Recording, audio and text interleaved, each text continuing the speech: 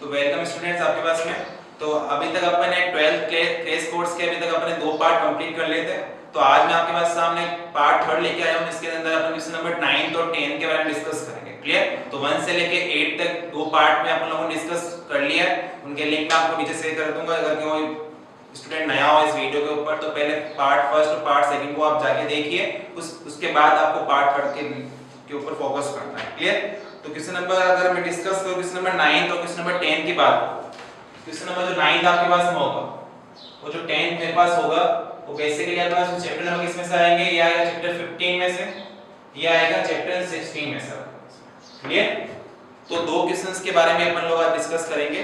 अब इसमें देखो आपके पास में होता क्या है, बहुत सिंपल क्वेश्चन हो गया आपके पास में, समझ में आ गया। अगर आपको 1 से लेके क्वेश्चन 10 तक अगर आपको फोकस करना है तो सबसे डिफिकल्ट जो पार्ट है वो पार्ट बी आप जाके देखो। इससे पहले वाला वीडियो को आप जाके देखो, उसमें आप लोगों के जो डाउट होंगे वो सारे क्लियर हो जाएंगे। क्लियर? ये बेसिकली आपके पास में अगर किसी को नहीं हो रहा हो तो क्वेश्चन नंबर 9 जो 10 जो मेरे पास आता है वो क्या आता है, 10 तो पूरा फार्मूला बेस आएगा। मैं फार्मूले को डिस्कस करूंगा अभी बोर्ड के ऊपर आपके पास में। क्लियर? पहला क्वेश्चन नंबर 9 के बारे में बात करते हैं। तो चैप्टर किसमें से आएगा, ये 15 में से क्वेश्चन आएगा आपके पास। तो चैप्टर 15 में से एक क्वेश्चन आपके पास में आएगा। क्लियर? अब देखो क्वेश्चन किस टाइप का आ सकता है, एक ही आता है, पिछले 5-6 साल से एक ही टाइप का क्वेश्चन आता है। क्लियर? फिजिबल रीजन क्या करना होता है, आपको शो करना होता है। एक आपको क्या दे रखी है, इनइक्वालिटीज की आपको एक इक्वेशंस दे रखी है आपके पास में, दो कंडीशन दे रखी है आपके पास में। क्लियर? उस केस के अंदर क्या करना, आपको क्या करना पड़ता है, फिजिबल रीजन शो करना पड़ता है। फिजिबल वैल्यू भी निकालनी है आपको, बस आपको क्या करना, ग्राफिकल मेथड से क्या करना, आपको वो एरिया शो करना है कि इस एरिया में मेरे पास में क्या होगा, इस लीनियर इक्वेशंस का इनइक्वालिटी इक्वेशन का मेरे पास में क्या होगा, आंसर मेरे पास होगा। क्लियर? तो अगर मैं 2019 की बात करूं तो 2019 में जो क्वेश्चन आए थे उसके बारे में अपन डिस्कस करते हैं। क्वेश्चन नंबर 9 मेरे को यहां पे दे रखा था, गिवन था मेरे को यहां पर, show the reasons of feasible solution।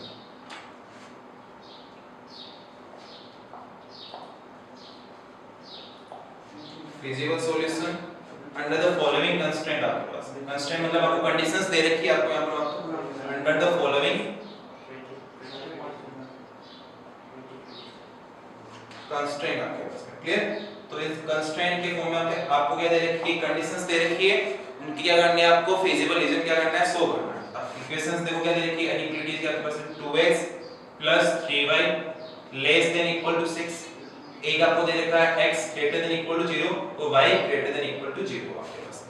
हमेशा 9th नंबर क्वेश्चन यही आता है 12th बोर्ड के अंदर, लास्ट के 5 से 6 साल के पेपर उठा के आप लोग देख लेना, ठीक है ना, यही आता है। क्वेश्चन क्या चेंज हो सकता है इसके अंदर, कभी आपके पास में होता है लेस देन इक्वल टू, कभी ग्रेटर देन इक्वल टू आता है, ये x greater than equal to and y greater than equal to एक फिक्स होता है।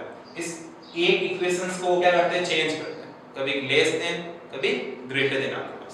तो उस लेस देन और ग्रेटर देन का आपके पास किस तरह से आपके पास में ग्राफ बनता है, पहले अपन वो देखते हैं, फिर उसमें अपन क्या करेंगे, फिजिबल एरिया शो करेंगे। रीजन मतलब आपके पास क्या हो गया, पोर्शन शो करना है, एरिया बताना है कि इस एरिया में मेरे पास में इसका मेरे पास आंसर होगा मेरे पास में, ठीक है ना। तो देखो आपने क्लास 10th के अंदर, क्लास 10 चैप्टर 6 में आपने इनइक्वालिटीज के क्वेश्चंस किए थे। तो अपन लोग इनइक्वालिटीज का ग्राफ किस शो करते थे, पहले अपन इनइक्वालिटीज को क्या करते थे, इक्वालिटीज के अंदर चेंज करते थे।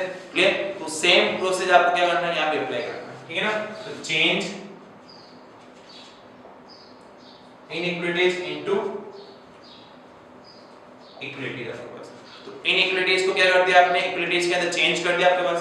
अब नेक्स्ट देखो क्या करना है, अब मेरे पास क्या है, इस वाले इक्वेशंस को क्या करना है, आपको चेंज करना है। तो 3x 2x + 3y = मेरे पास क्या हो गया, 6 हो गया। ये ग्रेटर देन लेस देन हो ना, तो इसको क्या करते हैं, आप क्या बोलते हो, इनइक्वालिटीज बोलते हो। आपके पास इक्वेशंस आपके पास में अगर इनके बीच में साइन चेंज करके इक्वल का साइन कर दो तो मेरे पास क्या हो जाती है, मेरे पास में इक्वालिटीज मेरे पास हो जाती है, इक्वेशंस मेरे पास में। तो ग्रेटर देन या लेस देन जो मेरे पास में हो उसको इक्वल टू के फॉर्म में क्या कर देना, आपको इक्वेशन बना देनी है आपको यहाँ, ठीक है ना। अभी आपके पास में क्या है, एक लीनियर इक्वेशन आपके पास में, इस लीनियर इक्वेशन से क्या करना है, आपको क्या करना है, एक लाइन बनानी है ग्राफ के, ठीक है। तो पहले क्या करता हूं मैं, पॉइंट फाइंड करता हूं, जैसे आप 10th क्लास में करते थे उस तरह से मैं फाइंड करता हूं।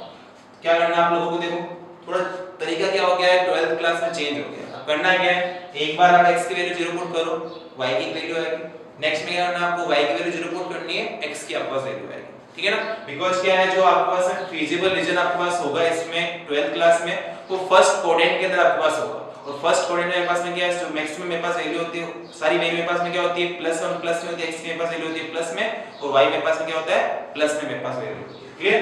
तो अपन यहां पे देखते हैं इसके अंदर, देखो तो देखो फर्स्ट क्या करना आपको, x 0, देन मेरे पास y मेरे पास कितना होगा आपके पास यहां पर, अगर मैं यहां पे क्या करूं, देखो x को 0 कर दूं यहां पर, तो 2 × 0 + 3y 6, तो 3y 6, तो y मेरे पास यहां पे कितना हो गया, 2 हो गया, क्लियर। तो फर्स्ट पॉइंट मेरे पास में a मेरे पास यहां पर क्या आ गया, x की मेरे पास वैल्यू हो गई 0, y मेरे पास कितना हो गया, 2 मेरे पास, ठीक है ना। अब सेकंड आपको यहां पे क्या करना है, पुट y 0, y को क्या करना है आपको 0 करना है, तो 2x + 3 × 0 = 6 आपके पास में, तो 2x = 6, तो x के पास वैल्यू कितनी हो गई, 3 हो गई, तो जो पॉइंट मेरे पास है b मेरे पास में है, तो b पॉइंट मेरे पास यहां पर क्या आ गया पास में 3, 0 आपके पास, ठीक है ना। अपन ये मेरे पास में दो पॉइंट्स है, तो मिनिमम दो पॉइंट्स की आपको रिक्वायरमेंट होती है किसी लाइन को ड्रॉ करने के लिए ग्राफ के ऊपर। चलो देखते हैं अपन यहां,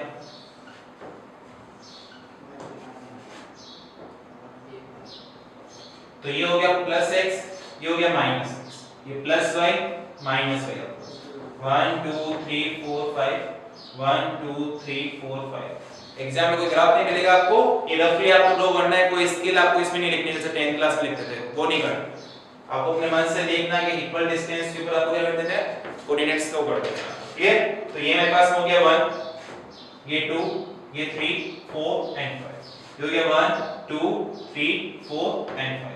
फर्स्ट में ये मेरे को पता है, मेरे पास ओरिजिन मेरे पास 0,0 मेरे पास हो गया, तो फर्स्ट मेरे पास जो पॉइंट मेरे को दे रखा है वो क्या है, 0,2, क्लियर। मतलब x के मेरे पास वैल्यू क्या है 0, y मेरे पास कितना है 2, तो ये मेरे पास पॉइंट कहां होगा, x के मेरे पास वैल्यू 0 कहां होती है, x की वैल्यू मेरे पास 0 कहां होती है, x 0 कहां होता है, y एक्सिस के ऊपर आपके पास होता है, क्लियर। तो ये पास फर्स्ट मेरे पास पॉइंट कौन सा हो गया, मेरे पास में a मेरे पास आ गया 0,2, ये आपके पास हो गया। y एक्सिस के ऊपर क्या होता है, x की वैल्यू 0 होती है, x एक्सिस के ऊपर क्या होता है, y की मेरे पास वैल्यू 0 होती है, ठीक है ना। अब मैं b पॉइंट की बात करूं, तो b में जो मेरे पास में y का मेरे पास है जो कोऑर्डिनेट मेरे पास में वो क्या है 0 मेरे पास में, इसका मतलब क्या हो गया, जो मेरे पास पॉइंट होगा वो कहां होगा, x एक्सिस के ऊपर मेरे पास होगा 3,0 कहां होगा मेरे पास में, ये हो गया मेरे पास 3, तो b पॉइंट मेरे पास क्या हो गया 3,0 आपके पास। अब इन दोनों को आप आपस में मिला दो,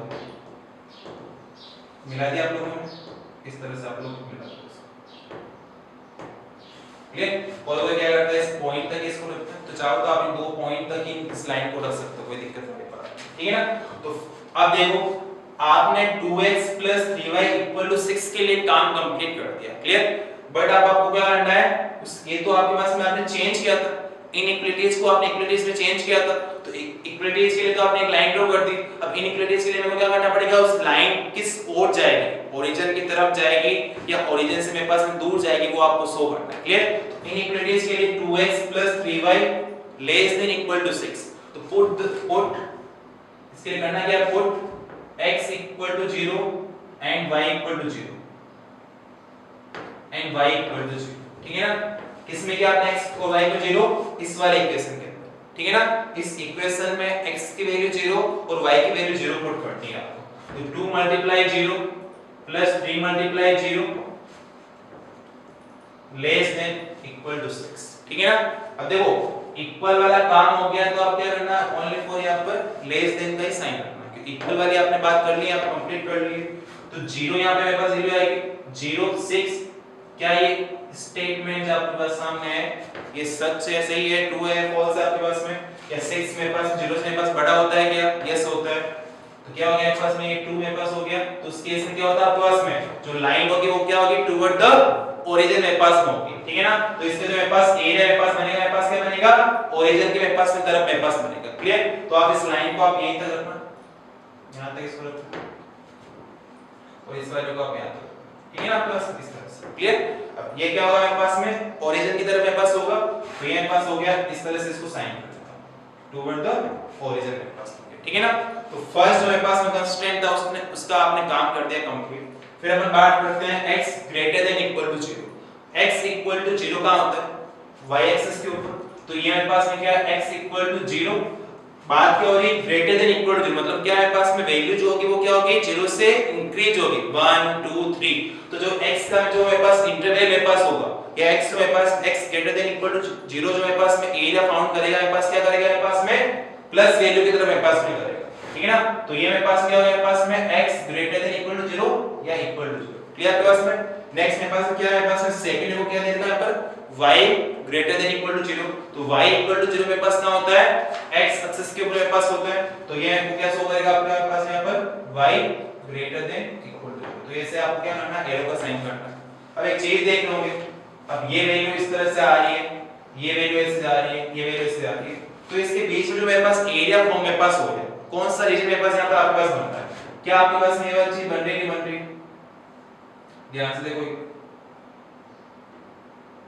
कि इस लाइन से इधर वाला पूरा रीजन, ठीक है ना, उसके बाद में क्या है इस लाइन से ऊपर वाला मेरे पास रीजन, साथ में से x equal to y greater than equal to 0 मेरे पास में मतलब y इक्वल टू 0 पे इंक्लूड करना है उसमें आपके पास same x greater than equal to 0 मतलब x equal to 0 and greater than मेरे पास वैल्यू, तो इन तीनों पोर्शन को क्या ये वाला रीजन सिंपलीफाई करता है नहीं करता, इस रीजन को मैं क्या बोल सकता हूं क्या कि इस रीजन में मेरे पास में y greater than equal to 0 भी आ रहा है, x greater than equal to मेरे पास में आ रहा है, और मेरे पास में क्या है मेरे पास में 2x 3y less than equal to 6 में मेरे पास में आ रहा है, यस मेरे पास में आ रहा है, तो ये मेरे पास में हो गया मेरे पास में फीजिबल रीजन मेरे पास हो गया, तो ये आपको इतना क्वेश्चन करना है, ज्यादा डिफिकल्ट आपके पास में नहीं, ठीक है ना। अब देखो इसी टाइप के क्वेश्चंस आएंगे, अब चेंज क्या हो सकते हैं, अब मैंने एक तो आपको क्या कर दिया लेस देन इक्वल करा दिया, एक मैं आपको ग्रेटर देन इक्वल टू का करवा देता हूं, तो पीडीएफ की फॉर्म में मैं आपको 2 से 3 क्वेश्चंस दे दूंगा, वो आप घर पे सॉल्व करो, इसी टाइप का क्वेश्चन मेरे पास में आएगा, ठीक है ना। तो 2000 ये तो 19 में मेरे पास में आया था, अब 2018 की अगर मैं बात यहां पे बात करूं तो वो भी किस टाइप का आपके पास क्वेश्चन आया था, 2018 में क्वेश्चन आया था आपके पास में, वो भी लेस देन का ही था, तो मैं वो नहीं कराता आपको, 2016 की बात करते हैं ठीक है ना। तो 2016 में क्वेश्चन आया था मेरे पास में, सेम स्टेटमेंट मेरे पास यही है, so the region of the feasible solution under the following constraint आपके पास में, चेंज क्या होता इस फर्स्ट वाली इक्वेशन को हम लोगों ने चेंज कर दिया, ठीक है ना। 17 में मेरे पास आया था ये वाला क्वेश्चन, क्या था मेरे पास question, 2x plus y greater than equal to 8 आपके पास, तो लेस देन इक्वल का मैंने करवा दिया, मैंने आपको बोला है ग्रेटर देन इक्वल का करा देता हूं, फिर आपके सारे डाउट क्या हो जाएंगे क्लियर हो जाएंगे, और ये बच्चा कोई भी गलत नहीं करता है एग्जाम में, और आप अगर कोई सोच रहा है कि ये गलत कर रहा है फिर तो मान आदमी कोई, ठीक है ना। तो आपको क्या करना है, ये तो आपको सही करना ही करना है, क्लियर आपके पास में। तो 2x plus y greater than equal to 8 आपके पास में, करने का प्रोसेस पूरा सेम टू सेम, ऐसे ही ग्राफ बनाना है इसको, बस चेंज क्या करना है, पहले वाला था लेस देन इक्वल टू, इसको क्या कर देना आपको ग्रेटर देन इक्वल टू कर देना है, ठीक है ना। उसका प्रोसेस मेरे पास में क्या होगा उसको अपन समझते हैं, तो इसको मैं पूरे को रफ करता हूं, वापस एक क्वेश्चन को सोल्व करते हैं, इसी टाइप के क्वेश्चंस को सोल्व करते हैं।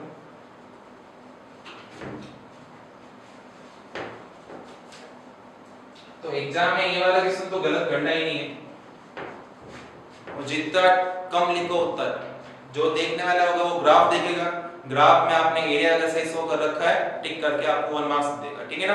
तो कम से कम थ्योरी आपको इसमें लिखनी है, मैं यहां ज्यादा थ्योरी आपको इसलिए लिखा रहा हूं ताकि आपको समझ में आ सके, क्लियर। बाकी आपको थोड़ी बेसिक अगर आप कहना कोई चीज अगर बीच में आप स्टेप कट भी करते तो कोई दिक्कत वाली बात नहीं, क्लियर। तो 2x + y greater than equal to 8 मेरे पास में, तो इस इक्वेशन मेरे पास में क्या है इनइक्वालिटीज की फॉर्म में, इसको इक्वालिटीज की फॉर्म में क्या किया आप लोगों ने चेंज किया, मेरे पास इक्वेशन मेरे पास क्या आ गई 2x + y इक्वल में 8 मेरे पास में, तो 2x + y इक्वल में 8 आ गया। अब करना क्या फर्स्ट ऑफ ऑल आपको यहां पर x = 0, तो ये क्या हो गया 2 × 0 + y इक्वल में 8, तो y के पास वैल्यू कितनी होगी प्लस का 8, तो जो पॉइंट मेरे पास में a मेरे पास आया वो मेरे पास क्या आ गया 0,8 मेरे पास, ठीक है। आपके पास में सेकंड आपको यहां पे क्या करना है पुट, यहां पे पुट लगा देना y = 0, तो इस केस में पास क्या होगा 2x + 0 इक्वल में 8, तो 2x = 8, तो x मेरे पास क्या हो गया +4 हो गया, ठीक है ना। x इक्वल टू मेरे पास क्या हो गया प्लस का 4, तो b मेरे पास जो पॉइंट मेरे पास में वो मेरे पास क्या हो गया 4,0। तो a मेरे पास हो गया, सॉरी b मेरे पास पॉइंट क्या हो गया 4,0, a मेरे पास में क्या था 0,8 आपके पास में। सेम आपको ग्राफ बनाना है, बनाओ ग्राफ। ये प्लस x माइनस ये प्लस y ये माइनस y, ठीक है ना। बिकॉज़ आपको जो वैल्यूज दिख रही है वो बड़ी आपके पास में है, तो मैं इंटरवल लेके चलता हूं, वो दो का आपके पास में, ठीक है ना। तो ये हो गया 2 4 6 8, ये हो गया 2 4 6 8 आपके पास, क्लियर आपके पास में। अब फर्स्ट पॉइंट आपके पास में क्या है 0,8, x की मेरे पास वैल्यू 0 है, ऑब्वियसली बात है पास कहां होगा y एक्सिस के ऊपर आपके पास पॉइंट होगा। तो क्या हो गया मेरे पास में 0,8, ये पॉइंट मेरे पास आ गया 0,8 आपके पास में। सेकंड मेरे पास में क्या है 4,0, तो b पॉइंट मेरे पास में क्या है 4,0, तो b पॉइंट मेरे पास आ गया 4,0। क्लियर, दोनों को आपने मिला दिया आपस में, ज्वाइन कर दिया आपने यहां। अब देखो नेक्स्ट मेरे पास में क्या है 2x 3y 8 वाली आपने क्या कर दी लाइन ड्रॉ कर दी है। अब 2x y ग्रेटर देन 8 वाला आपको क्या करना है रीजन शो करना है, एरिया बताना है किस साइड में मेरे पास होगा। तो इसमें आप करते क्या हो, आपको ओरिजिन 0,0 क्या करना है इस लाइन में पुट करना है। तो जब मैं पुट करूंगा इसमें पुट ओरिजिन 0,0 इन इक्वेशन, तो इक्वेशन में पुट करोगे मेरे पास वैल्यू क्या आएगी 2x y ग्रेटर देन 8 मेरे पास में 2 × 0 + 0 ग्रेटर देन 8, तो 0 ग्रेटर देन 8। तो स्टेटमेंट मेरे पास ये चीज मेरे पास में ट्रू है फॉल्स है, फॉल्स आपके पास में, गलत आपके पास में, 0 आपके पास बड़ा थोड़ी होता है 8 से। तो जब भी आपके पास में 0,0 आप लोग पुट करो और आपके पास जो वैल्यू आपका स्टेटमेंट आपके पास में आ रहा है वो फॉल्स हो, तो करना क्या आपको टुवर्ड द ओरिजिन जाना है, अवे आपको जाना है, दूर जाना है ओरिजिन से आपके पास। तो इस तरह से इसका मेरे पास में रीजन है मेरे पास, ये पता लग गया आपको, ये वाला पूरा कोर्स, ठीक है ना। तो आप एरो का साइन कर देना, वो समझ जाएगा आपको, क्लियर। नेक्स्ट आपके पास में x greater than equal to 0, तो x greater than equal to 0 मेरे पास कौन सा होगा ये वाला, ये हो गया एरो का साइन कर दिया आपने x greater than equal to 0। ये मेरे पास क्या होगा y greater than equal to 0 आपके पास हो गया, ठीक है ना। तो इसके अराउंड जो आपके पास में एरिया बना वो मेरे पास कौन सा बना है आपके पास, ये पूरा आपके पास बनेगा नहीं बनेगा,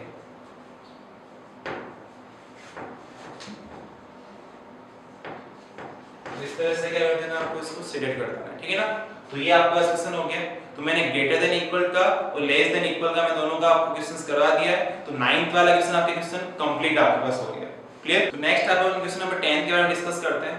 तो चैप्टर 16 प्रोबेबिलिटी के अंदर ये क्वेश्चन आपके पास में आएगा। तो पूरा फार्मूला बेस्ड क्वेश्चंस है, तो मैं 7 से 8 जो फार्मूले इसमें आ सकते हैं वो नोट डाउन करता हूं बोर्ड के ऊपर, उनको डिस्कस भी करते हैं, ठीक है ना। तो फर्स्ट ऑफ ऑल अगर आपको दिया जाए चैप्टर किसकी बात हो रही है यहां पर आपस में लास्ट 16 की बात होती है, प्रोबेबिलिटी आपके पास क्या क्या इसमें फार्मूला बेस मेरे पास क्वेश्चन आ सकते हैं वो देखते हैं। पहले 11th के दो फार्मूले लेता हूं, वो आपको पता होने चाहिए कि probability of A union B, एक तो ये होता है, एक होता है A इंटरसेक्शन B मेरे पास, दोनों के फार्मूले मेरे पास में क्या होते हैं PA प्लस PB माइनस का PA इंटरसेक्शन B, यूनियन में मेरे पास क्या आएगा यहाँ पर इंटरसेक्शन आपके पास, ये क्या होगा PA प्लस PB माइनस का PA यूनियन B, ठीक है ना। तो बस फॉर्मूला ये आपको क्लियर है, ये आपने 11th क्लास में पढ़ी रखा है। ये probability of the A union B मेरे पास में, where A and B both are the event, आपके पास दो इवेंट आपको दे रखे हैं, आपके पास में दो इवेंट का यूनियन की प्रोबेबिलिटी जो आपके पास होगी वो ये होगी, और उनके इंटरसेक्शन की मेरे पास में क्या होगी ये आपके पास होगी, ठीक है ना। तो इनके ये क्लियर आपके पास में। नेक्स्ट अपन बात करते हैं, क्लियर। एक होता है P A अपॉन, तो P A अपॉन B मेरे पास में क्या है, अगर आपके पास में A और B आपके पास में दो इवेंट्स दे रखे हो, तो इवेंट A के अक्कर की मेरे पास में जो प्रोबेबिलिटी जब B पहले से अक्कर हो चुका आपके पास, पहले से घटित हो चुका आपके पास में, मतलब क्या है P A अपॉन B मेरे पास में क्या है इवेंट A की प्रायिकता जब B पहले से घटित हो चुका आपके पास में, पहले से अक्कर हो चुका आपके पास में, ठीक है ना। तो P A अपॉन B जो आपके पास होगा वो मेरे पास में क्या होगा P A intersection B upon में PB आपके पास, और P B अपॉन A जो मेरे पास होगा वो मेरे पास में क्या होगा P A intersection B upon में सी। अब याद रखने का तरीका मेरे पास में क्या है, नीचे बी आता था बी, नीचे ए आ रहा था यहाँ पे मेरे पास में, ऊपर मेरे पास में क्या आएगा, इंटरसेक्शन का इंटरसेक्शन ही मेरे पास में आएगा, ठीक है ना। तो ये आपको क्लियर है। अब इनको अगर आपको मेरे को फाइंड करना है यहाँ पे इस केस में, तो मेरे को क्या करना है, पी ए इंटरसेक्शन बी के को वैल्यू फाइंड करनी है, तो मेरे पास में क्या होगी, P B multiply P A upon B, ठीक है ना। तो इस ए अपॉन बी को क्या बोलते हो, ए इवेंट की प्रायिकता जब बी पहले से अकर हो चुका हो मेरे पास में, ठीक है ना। इस केस में पी ए इंटरसेक्शन बी मेरे पास में क्या होगा, P A multiply P B upon, clear. ये क्लियर है आप लोगों को। जब अगर आपको क्या दे रखे हो, जो इवेंट्स दे रखे हो, वो आपको इवेंट्स के बारे में डिस्कस नहीं कर रखा हो कि मेरे पास में डिपेंडेंट है या इनडिपेंडेंट आपके पास में, तो ऑलवेज वो क्या रहेंगे मेरे पास में, डिपेंडेंट इवेंट आपके पास में रहेंगे। अगर वो वहां पर शो कर दे कि A and B both events are independent, आपके पास मतलब क्या है कि एक का घटित होना दूसरे के घटित होने के ऊपर डिपेंड नहीं करता, तो उस केस में मेरे पास देखो क्या होगा, if A and B both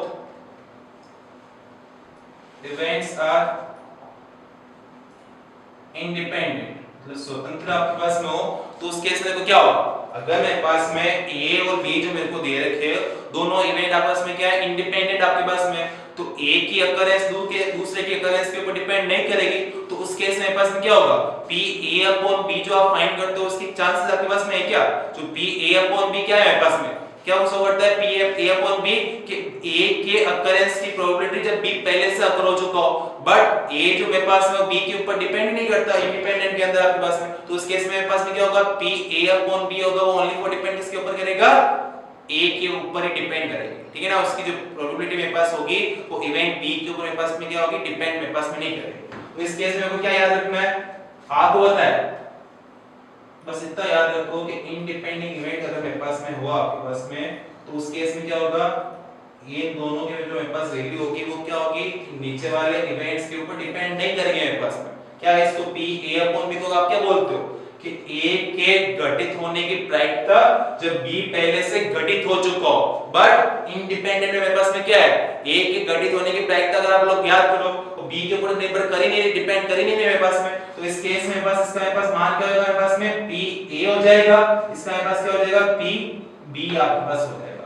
तो इंडिपेंडेंट इवेंट के अंदर आपको याद क्या रखना है कि जो P A इंटरसेक्शन B जो मेरे पास होगा वो क्या होगा, P A multiply P B के इक्वल आपके पास में होगा, ओनली फॉर आप ये वाली चीज याद रखना, ठीक है ना। इसके बेस के ऊपर आपको ये वाले फॉर्मूले तो आपको पता ही है, इनसे आप लोग क्या कर सकते हो, P A यूनियन B निकाल सकते हो, ठीक है ना। जब आपको इवेंट्स डिपेंडेंट है इंडिपेंडेंट है शो नहीं करे, तो ऑलवेज वो क्या होंगे आपके पास में, डिपेंडेंट आपके पास में होंगे। अगर वो उसको क्वेश्चन में शो करे कि जो मेरे पास में इवेंट्स है वो क्या है, इंडिपेंडेंट आपके पास में हो, तो उस केस के अंदर क्या करना है आपको, P A अपॉन B, मतलब A के अकरेंस की प्रोबेबिलिटी मेरे पास में क्या है, B के अकरेंस के ऊपर डिपेंड नहीं करती आपके पास में, तो क्या होगा, P A अपॉन B मेरे पास क्या बन जाएगा, P A बन जाएगा, और P B अपॉन A मेरे पास क्या बन जाएगा, P B मेरे पास बन जाएगा, ठीक है ना। तो ये आपको क्या करना है, तो P A मेरे पास में क्या होता है, इंटरसेक्शन मेरे पास में क्या होता है, P A अपॉन B क्या है, P B अपॉन A क्या है, A और B अगर आपको क्या दे रखे हो, इंडिपेंडेंट इवेंट आपको दे रखे हो, तो याद क्या रखना है कि P A इंटरसेक्शन B जो मेरे पास होगा वो क्या होगा, P A multiply P B के इक्वल मेरे पास होगा, ठीक है ना। तो इनके बेस पे क्वेश्चंस करते हैं, इनमें सही क्वेश्चन आ रखे लास्ट के 5 सालों में, लास्ट के 5-6 साल में से क्वेश्चन जो नंबर जो 10th आएगा वो ओनली फॉर इनके बेस के ऊपर मेरे पास में आएगा। तो लास्ट 2019 की अगर मैं बात करूं, क्वेश्चन नंबर जो आपके पास में 10th आया वो क्या था, if P A equal to 0.6, P B equal to 0.3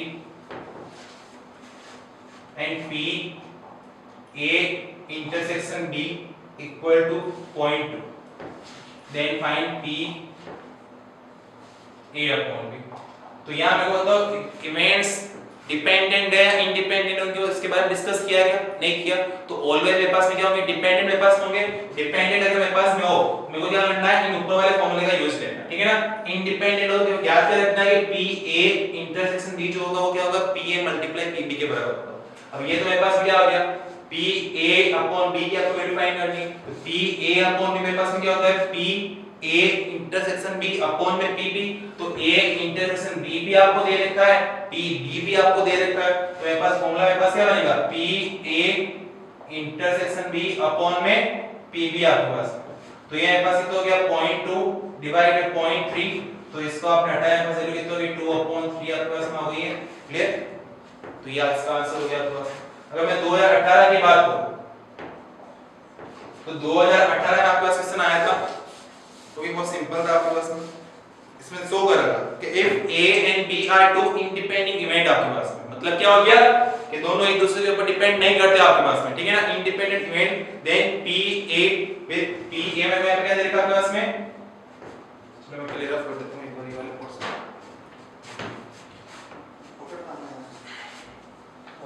इनकी पीडीएफ में आपको नीचे दे दूंगा, नहीं तो आप वीडियो को पॉज करके उसे नोट डाउन कर लेना, कोई दिक्कत नहीं।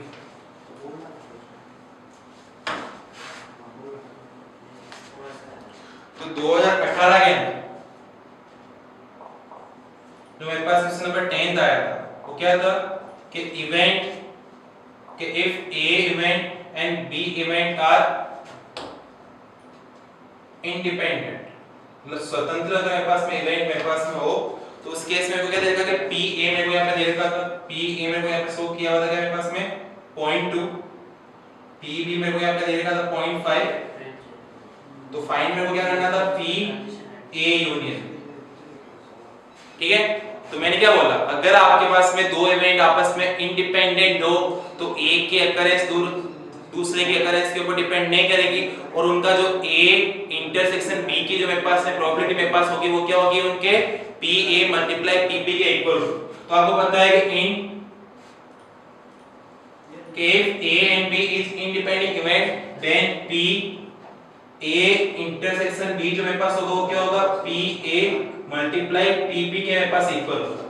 क्लियर आपके पास में, ये मैंने अभी आपको शो किया ही था, क्यों होता है क्यों नहीं होता, क्यों इस केस में क्या होता है P A अपॉन B मेरे पास क्या बन जाता है P A बन जाएगा, और P B अपॉन A मेरे पास क्या बन जाता है, मेरे पास में P B बन जाता है, ठीक है ना। तो P A मेरे पास में यहाँ पे क्या है, मेरे पास में 0.2 मेरे पास में, तो ये तो हो गया 0.2 मल्टीप्लाई 0.5, जब इनको आप मल्टीप्लाई करेंगे मेरे पास वैल्यू कितनी आएगी 0.10 आपके पास में, 10 नहीं बोलते इसको 0.10 बोलते हैं, पॉइंट के बाद वैल्यू आपको सिंगल डिजिट में पढ़नी है आपको।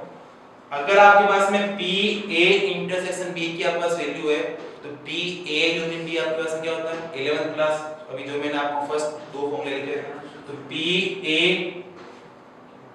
यूनियन B मेरे पास में क्या होगा P A plus P B minus का P A इंटरसेक्शन, तो P A मेरे पास क्या है 0.2, P B मेरे पास में क्या है 0.5 मेरे पास में, और माइनस का मेरे पास क्या हो गया 0.10 आपके पास में हो गया, और जब आप इन दोनों 8 के पास वैल्यू तो ये 0.7 माइनस का 0.1, तो मेरे पास आंसर कितना आ गया यहाँ पर 0.6 आपके पास में, ठीक है ना।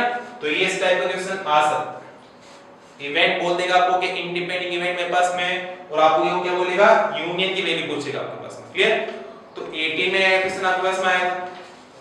फिर अगर मैं बात करूं क्वेश्चन 16 की, 16 में सेम क्वेश्चन आया था आपके पास, सेम टू सेम ये 18 में छपा था आपके पास। P A दे रखा 0.2, A और B इवेंट मेरे को दे रखे थे इंडिपेंडेंट आपके पास में, क्या फाइंड करना था आपको P A यूनियन B की क्या करनी थी वैल्यू फाइंड करनी थी, क्लियर। तो आप लोग कर लोगे इसको। अगर मैं यहां पर 17 की बात करूं तो 17 में देखो क्वेश्चन क्या आया था, ये सेम टू सेम 2016 में मेरे पास आ चुका है, सेम क्वेश्चन मेरे पास आ चुका है, ठीक है ना। क्वेश्चन रिपीट भी हो सकते हैं, इसकी कोई गारंटी नहीं है कि रिपीट नहीं होते हैं। क्या देगा आपको यहाँ पर P B अपॉन A दे रखा, या इवेंट्स के बारे में कोई डिस्कस नहीं किया रखा। जब अगर वो नहीं बोले कि इवेंट्स मेरे पास में डिपेंडेंट है या इंडिपेंडेंट है, तो ऑलवेज मेरे पास क्या होंगे डिपेंडिंग इवेंट मेरे पास होंगे, ठीक है ना। तो P B अपॉन A मेरे पास में क्या है, मेरे पास में 0.2 मेरे को दे दिया, P A मेरे को यहाँ पे क्या दे दिया, मेरे पास में 0.8 मेरे को दे दिया। फाइंड क्या करना है मेरे को यहाँ पे P A इंटरसेक्शन B के मेरे को वैल्यू फाइंड करनी है। तो पूरा फार्मूला बेस क्वेश्चन भी आप लोगों ने पढ़ा ही है कि P B अपॉन A जो होता है वो क्या होता है P A intersection B upon में P A होता है। इसकी वैल्यू दे रखी है, इसकी वैल्यू भी आपको दे रखी है, ठीक है ना। इसकी वैल्यू कितनी है 0.2 इक्वल में, ये आपको फाइंड करना है P A intersection B upon में P A मेरे को यहाँ पे क्या दे रखा 0.8, क्रॉस मल्टीप्लाई करो तो P A इंटरसेक्शन B की जो मेरे पास में प्रोबेबिलिटी मेरे पास होगी, मेरे पास क्या होगी 0.2 मल्टीप्लाई 0.8 बस आंसर कितना आएगा 0.16 आपके पास आ जाएगा 16 आपके पास। तो जो मैंने फॉर्मूले लिखाए थे उनको आप डिस्कस कर लेना, एक बार अच्छे से पढ़ लेना, उसके बेस पे क्वेश्चन नंबर 10 आप इजीली कर सकते हो, कोई गलती वाली बात इसमें होगी नहीं आपसे। मैं आपको लिंक में प्रोवाइड कर दूंगा पीडीएफ उसके जो भी फॉर्मूले थे, नहीं तो आप वीडियो को पॉज करके उनको नोट डाउन कर लेना। क्लियर? तो 9 तो क्वेश्चन नंबर 10 के बारे में हम लोगों ने डिस्कस किया है, तो ए पोर्शन आपका सेक्शन कंप्लीट है। कल अपन सेक्शन बी में डिस्कस करेंगे, आपके पास में क्वेश्चन आगे वाले 3 क्वेश्चंस के बारे में डिस्कस करेंगे। तो थैंक यू सो मच।